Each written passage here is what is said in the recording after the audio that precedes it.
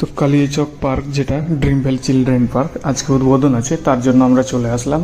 দেখাচ্ছি আপনাদের কি কি হয় সামনে গিয়ে। তো বাইরের দিক থেকে দেখাই যাচ্ছে যে কত লোকজন হতে পারে।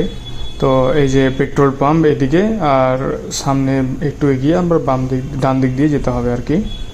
এই যে সবাই লোকজন ঢুকেই যাচ্ছে চলেই আসছে।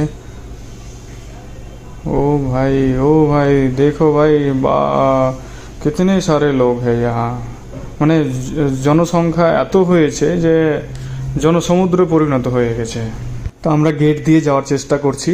সামনে গিয়ে দেখছি যে এখানে তো টিকিট কাউন্টার করা হয়েছে। টিকিটের মূল্য 30 টাকা করে করা হয়েছে জনপ্রতি, মানে একজন প্রতি 30 টাকা করে টিকিটের দাম লাগবে। তো এখানে ওই যে একটু এগিয়ে বাম দিকে টিকিট কাউন্টার আছে। আর আমার মনে হচ্ছে যে টিকিট পাওয়া আজকে খুব মুশকিল ব্যাপার, কারণ আজকে ওপেনিং ডে, তো তার জন্যই এত